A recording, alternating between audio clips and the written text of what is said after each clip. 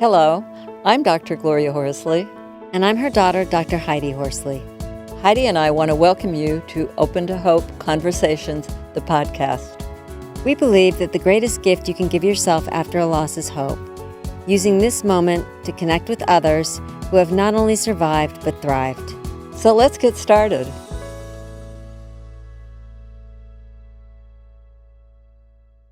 Welcome to the Open to Hope Show. I'm your host, Dr. Gloria Horsley, with my daughter and co-host, Dr. Heidi Horsley.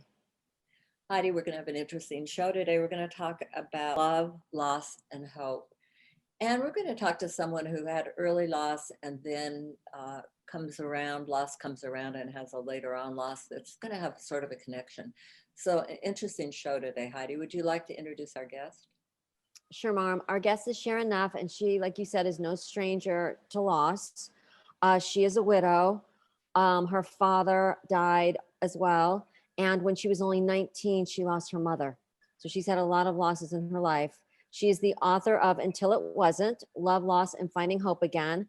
And she does a blog called Travails and Conquer, a blog about loss and hardships that we all must overcome. And she is a volunteer with Life with Cancer. Welcome to the show, Sharon. Well, thank you so much for having me. I'm really happy to be here, so thank you. It's great to have you on. You know, I was really, when I was reading your book, I was really interested in thinking about the fact that you did lose your mother when you were 19. You lost your husband. So you saw your dad have the loss of his spouse. Yes. And then it comes around to you. And I'm wondering, I know a lot of people are listening to this are thinking about those impacts of past loss. Talk a little bit about your loss at 19, and then let's go to the later.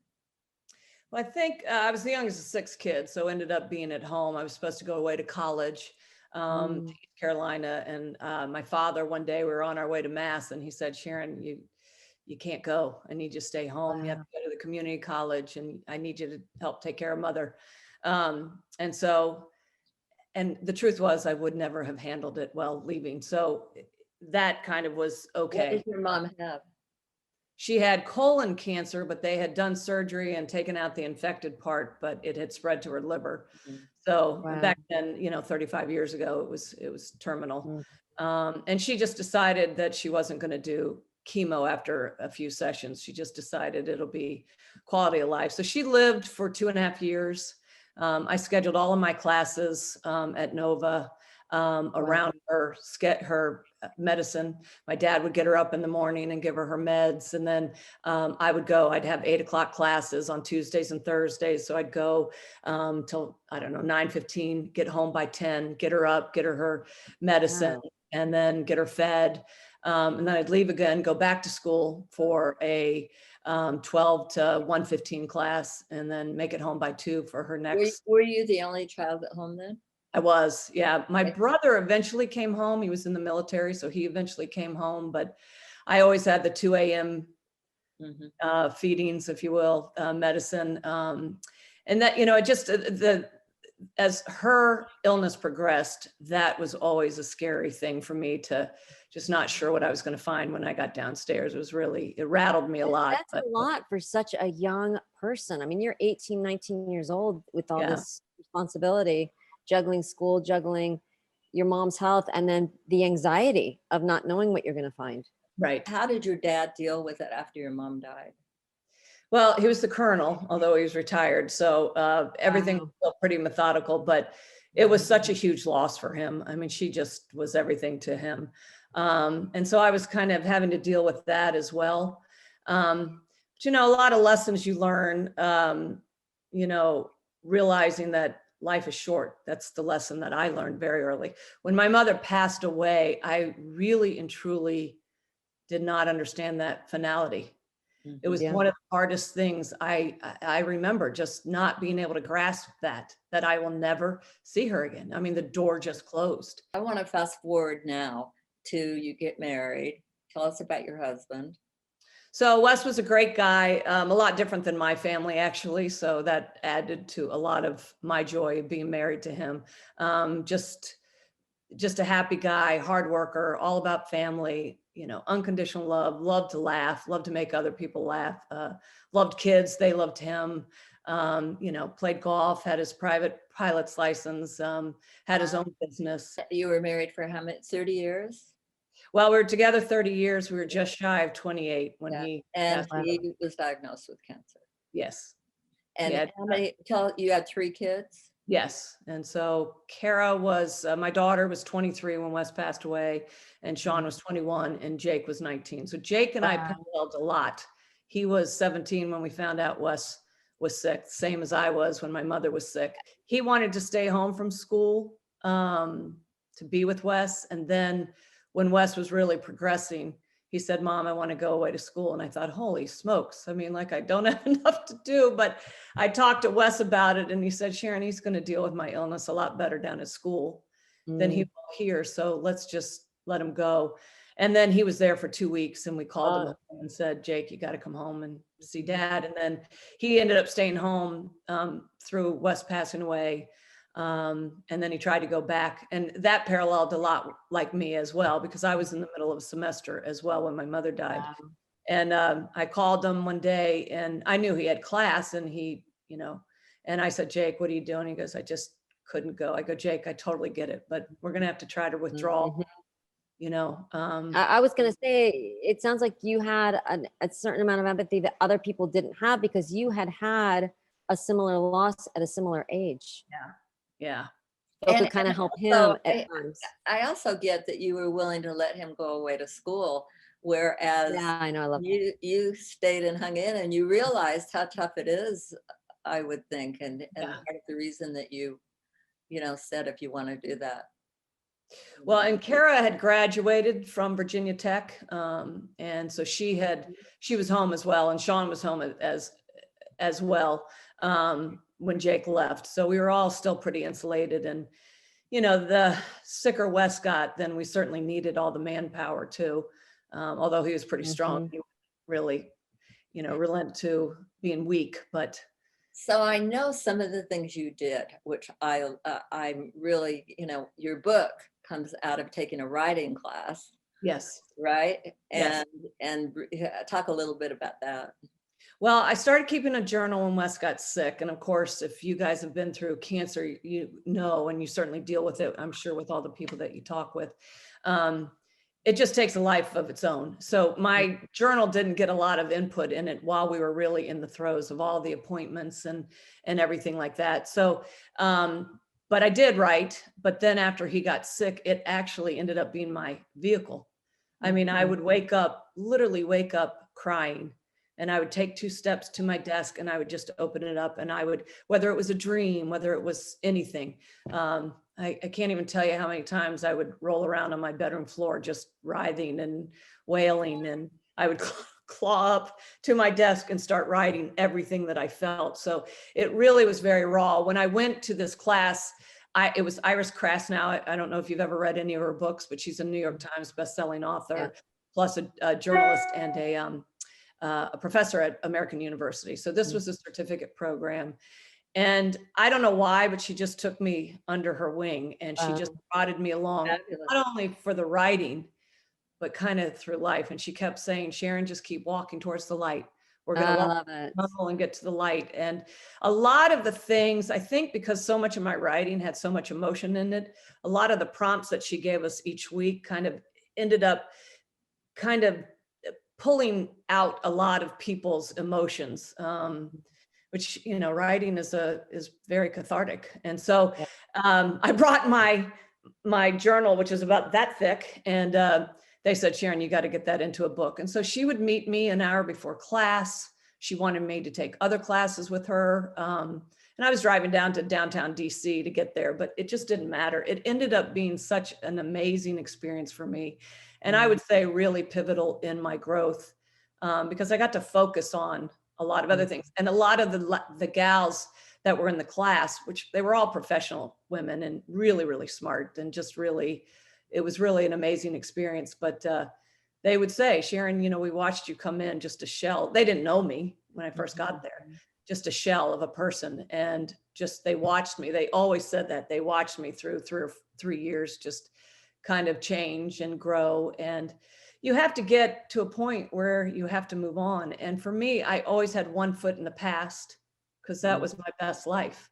Yeah. And trying to move forward was so scary.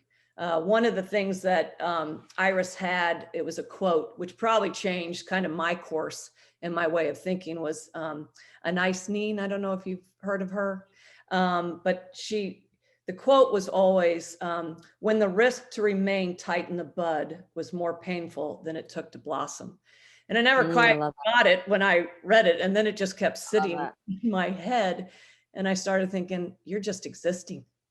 You got to try. And to me, moving forward was so disloyal. I just couldn't wrap my head around it, which was also a big part of the whole watching Wes go through this, because I just couldn't give in to him losing this fight, because I felt like that too was disloyal, that I was not.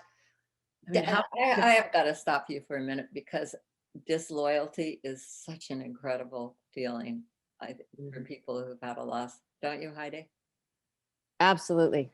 Like you said, and feeling like we need to stay in the pain. The pain is the connection, and we need to be loyal to them, and you know, not feel too much joy or too much happiness, and not have, and it's scary to have that next chapter without, like, who am I without my dad? Who am I without my brother? Who are you without Wes? Right. It's an identity shift. Oh yeah. Yeah. So you did your writing, and you also did singing, didn't you? I did. That was actually one of the first. I always liked to, like, I've taken art lessons and whatnot, but that was when the kids were little, and I always wanted to take voice lessons. And another thing that I just kind of fell into and found, and so I signed up, and that too ended up being a pretty big deal.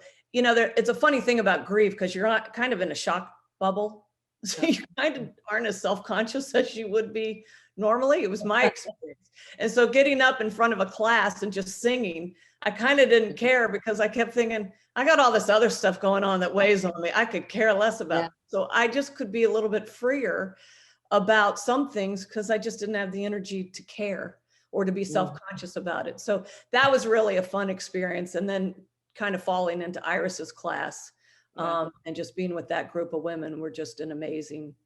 I love that. I love how you reached out. How long was it before you did, by the way? How long was it before you took singing and writing? I think it probably was 2 years, maybe a year and a half to 2 years. And then the writing, they kind of doubled up. I was doing still some of the singing, my singing classes, and also taking my classes downtown. And again, Iris wanted me to take a couple of her classes, so I would drive downtown twice a week.